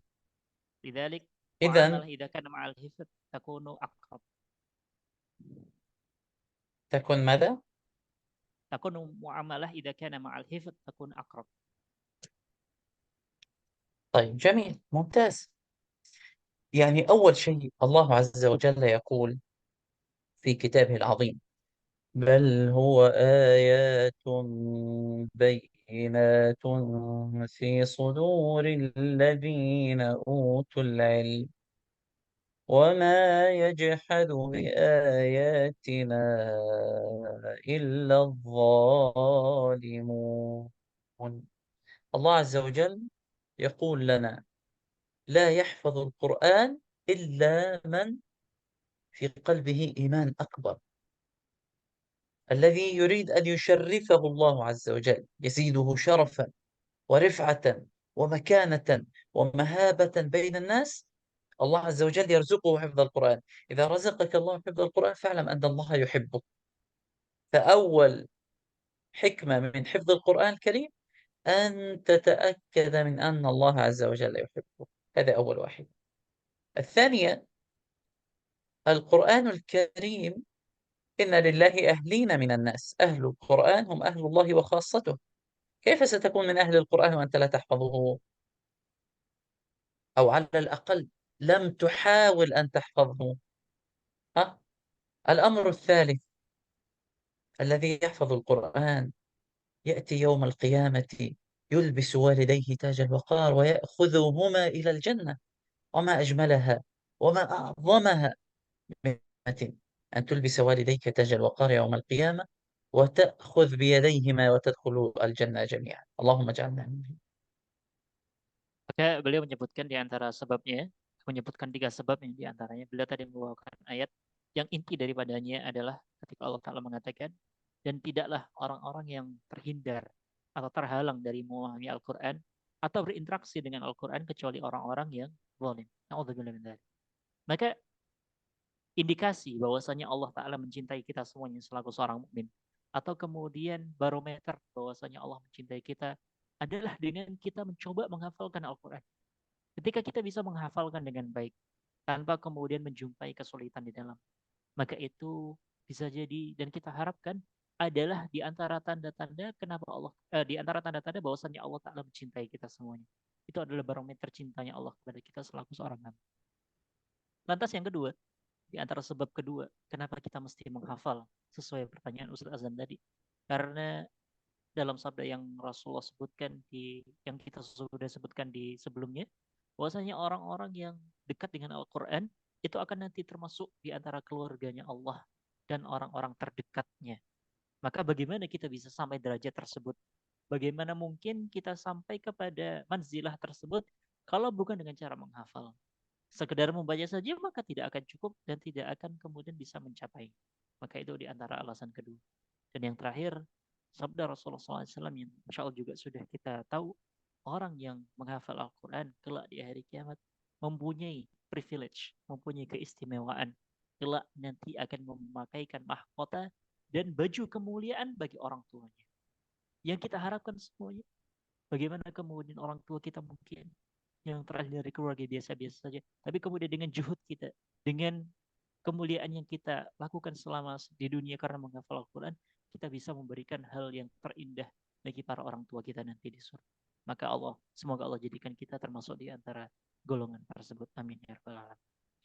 Itu di antara jawaban dari beliau. وأيضا الذي يحفظ القرآن الكريم، أنت قلت قبل قليل يا عزام أنك إذا حفظت القرآن الكريم فإنك ملزم أن تقرأه دائما. فكيف؟ فبالتالي ينادى على حافظ القرآن الذي يقرأ القرآن دائما يوم القيامة أن اقرأ وارتقي ورتل كما كنت ترتل في الدنيا، فإن منزلتك عند آخر آية كنت تقرأها. فحفظ القرآن يرتفع بك منازل أخرى في الجنة. وكذلك حفظ القرآن، الماهر في القرآن الكريم، هناك رواية وهو حافظ له مع الكرام السفرة البررة. هذه رواية صحيحة، وهو حافظ له. أيوة، نركز هنا.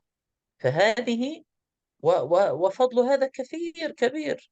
يعني الإنسان الذي يحفظ القرآن يعني هنيئا له أن الله عز وجل شرفه بحفظ القرآن الكريم، ولهذا فوائد كثيرة وعظيمة، حتى أنك ستفكر بمعنى آيات القرآن، تصبح حياتك كلها قرآن، تتخلق بأخلاق القرآن.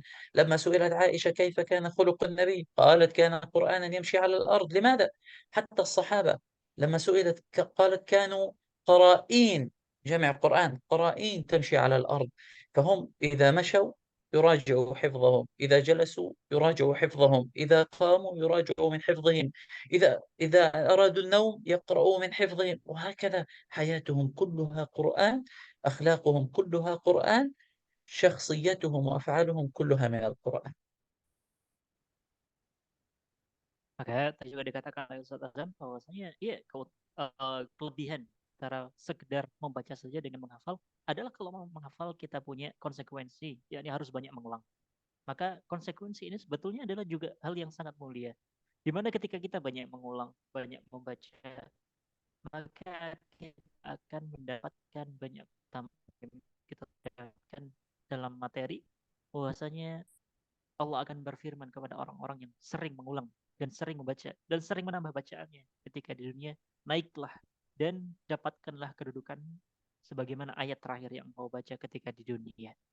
Atau dalam sebuah riwayat yang sahih kata beliau bahwasanya Rasulullah SAW mengatakan, al-mahiru bil Quran, orang yang sudah mahir dalam membaca Al-Quran, wa huwa hafidhun lahu. Dalam riwayat yang lain disebutkan ada tambahan riwayat atau tambahan lafaz, dan ia menghafalnya, dan ia telah mendapatkan atau telah menghafal dari Al-Quran tersebut, maka ia akan bersama dengan malaikat-malaikat yang mulia.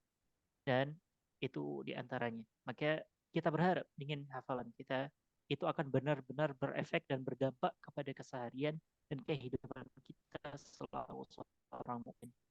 Bagaimana kemudian ketika ibunda kita Aisyah radhiyallahu anha ditanyakan, bagaimana kemudian akhlaknya Rasulullah? Maka Aisyah mengatakan, kana khuluquhul Quran atau kana kal Quran alladzi tamshi 'alal ard. Maka Al-Quran itu sudah menjadi satu dengan Rasulullah. Maksudnya adalah, maka kalau melihat akhlaknya Rasulullah, maka itu adalah Al-Quran. Sebagaimana juga diumpamakan, dibuat perumpamaan bagi para sahabat. Mereka adalah Al-Quran yang berjalan di atas muka bumi. Ketika mereka berjalan, mereka murojaah. Ketika mereka duduk, mereka membaca Al-Quran. Seluruh kehidupan mereka selalu terkait dengan Al-Quran. Maka kita berharap semoga kita bisa dan menjadi sebagaimana mereka meskipun tidak sampai kepada derajat mereka. Semoga spirit ini tetap menjadi hal yang senantiasa kita bawa dalam kehidupan kita sehari-hari. Yakfi? Soal تمام. wahid, bagi wahid, أوكي. soal min Ustazah Erita. Mengapa kita terhambat menghafal Al-Quran? Apakah karena dosa kita atau karena faktor lain? Soal minha, yani limadha nas'ubu fi hifdzil Quran?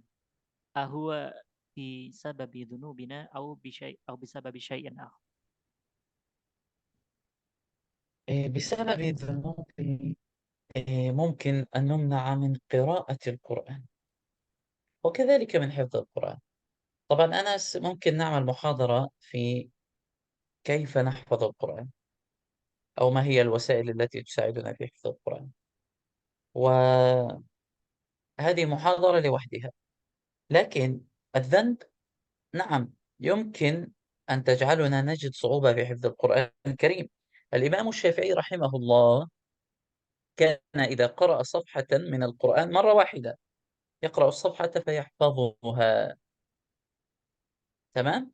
في أحد الأيام جاء ليقرأ الصفحة، يقرأ مرة أو مرتين لا يحفظها بشكل ممتاز، فذهب إلى شيخه وكيع قال: شكوت إلى وكيع سوء حفظي فأرشدني إلى ترك المعاصي وأخبرني بأن العلم نور ونور الله لا يهدى لعاصي. يعني يا شافعي أنت ربما ارتكبت معصية وأنت لا تدري، فراجع نفسك حتى يتم الله عليك نعمة الحفظ من جديد.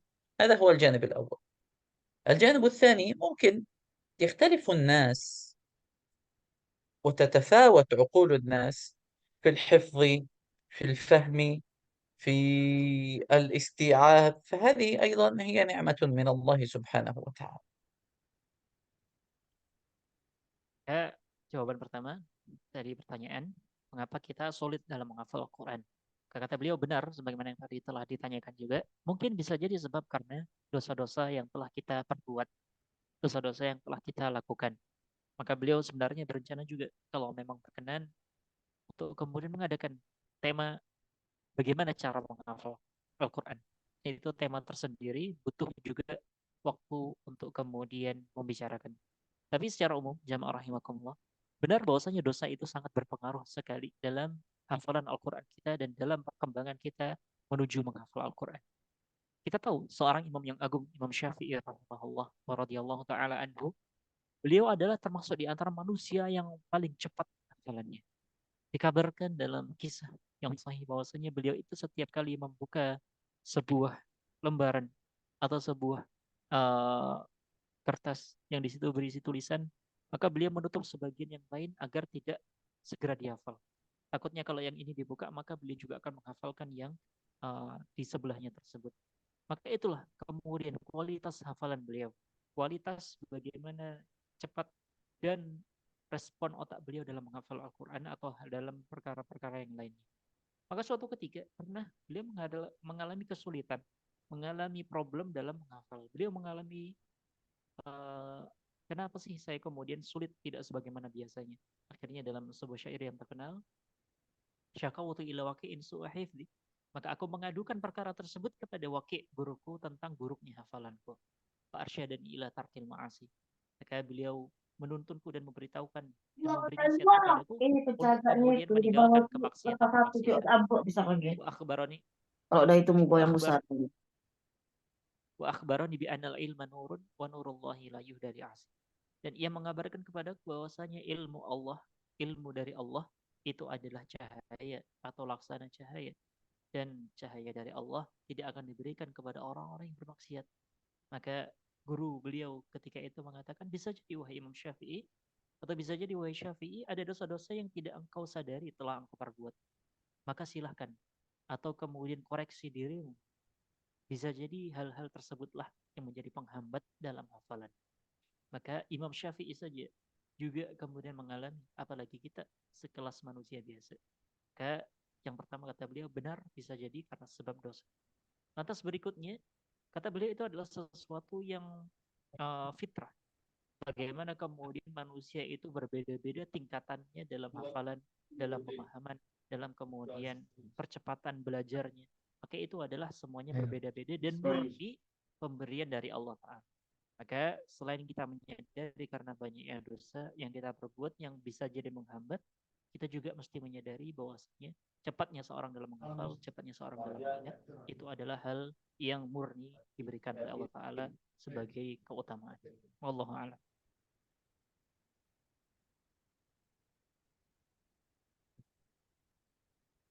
نكتفي بهذا القدر أو موجود سؤال آخر؟ أنا عندما نكون أوفلاين سأسألكم كثيرا من الأسئلة، يعني اعملوا حسابكم. Iya, Ustaz Hamzah, sepertinya Baik, ini kita cukupkan ya. Karena sudah jam baik, syukran. 10 juga. Naktaf. Eh, paling ini Ustaz Hamzah minta tolong untuk disampaikan ke Syekh Muhammad supaya bisa memimpin doa pada malam hari ini. Baik, naktafi berdoa ya Syekhana. Anta tad'u. طيب.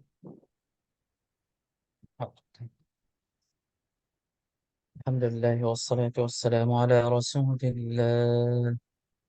اللهم يا ذا الجلال والإكرام والطول والإنعام والعزة التي لا ترام، اللهم اهدنا فيمن هديت وعافنا فيمن عافيت وتولنا فيمن توليت، وبارك لنا فيما أعطيت وقنا واصرف عنا برحمتك شر ما قضيت، إنك تقضي ولا يقضى عليك. اللهم ربنا لا تكلنا لأنفسنا طرفة عين ولا أقل من ذلك. اللهم ربنا ورب الطيبين وخالق الناس جميعا ورازقهم، يا أرحم الراحمين، أنت ربنا ورب المستضعفين.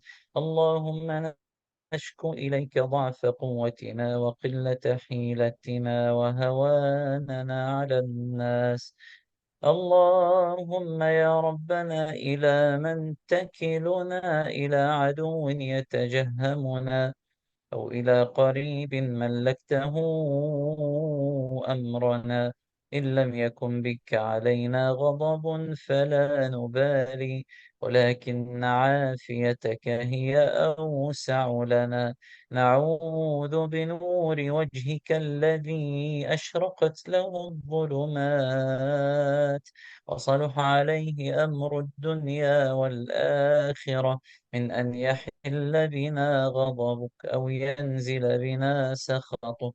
لك العتبى حتى ترضى، ولك الحمد إذا رضيت، يا أكرم الأكرمين. اللهم انصر إخواننا المسلمين في غزة وفلسطين.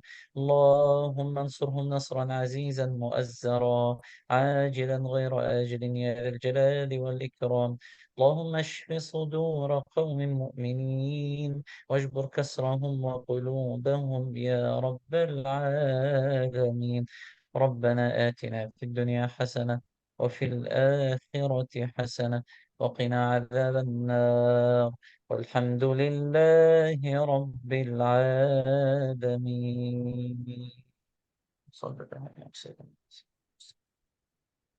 Amin amin ya rabbal alamin. Jazakumullah khairan pada Ustaz Hamzah atas bantuannya untuk telah menerjemahkan apa yang disampaikan oleh Syekh Muhammad. Jazakumullah khairan di Syekh Muhammad ala kulli ma syai' ala kulli syai'. Insyaallah sebelum kita tutup الله ya يبارك فيك. Ustaz Hamzah dan Syekh Muhammad, mungkin izin kita ambil foto sebentar sebelum kita ناخذ tutup. صورة أوكي. شوية. تمام تمام. Pada ayah bunda dan teman-teman sekalian yang sudah hadir pada malam hari ini, boleh izin buka kamera sebentar karena kita ada sesi foto bersama. Dan kepada admin mohon izin untuk bantuannya bisa screenshot ya.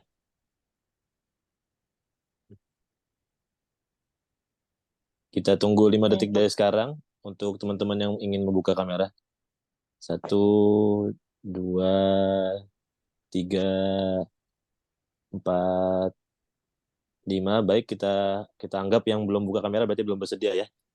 Silakan untuk admin bisa bantu untuk mengambil gambar. Untuk halaman pertama, 1, 2.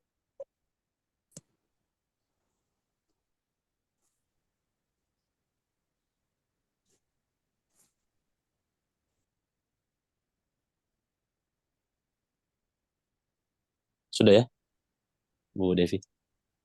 Satu kali lagi. 1, 2.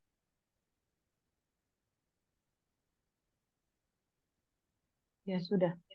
Baik, sekali lagi jazakumullah khairan kasiran kepada teman-teman yang sudah hadir, kepada ayah bunda, kepada jamaah sekalian, kemudian kepada tim Adara juga terima kasih banyak Ustaz Hamzah, kepada pembicara kita pada malam hari ini Syekh Muhammad, jazakumullah khairan. Semoga Allah segera وإياكم angkat إن شاء الله. penyakitnya, segera disembuhkan Syekh Muhammad dan kita bisa kembali berjumpa lagi insyaallah. إن شاء الله تعالى. بارك الله فيكم. Dan kita tutup dengan hamdalah dan doa kafaratul majlis. Alhamdulillahirabbil alamin. Subhanakallahumma wa الحمد لله bihamdik, رب العالمين. asyhadu an la ilaha illa anta, astaghfiruka wa أشهد atubu أن ilaik. لا إله إلا أنت أستغفرك. Saya Azam Azwairi selaku MC pada malam hari ini izin mohon maaf apabila ada salah-salah kata selama kegiatan. Insyaallah kita bertemu lagi di lain kesempatan. Assalamualaikum warahmatullahi wabarakatuh. وعليكم السلام ورحمة الله وبركاته.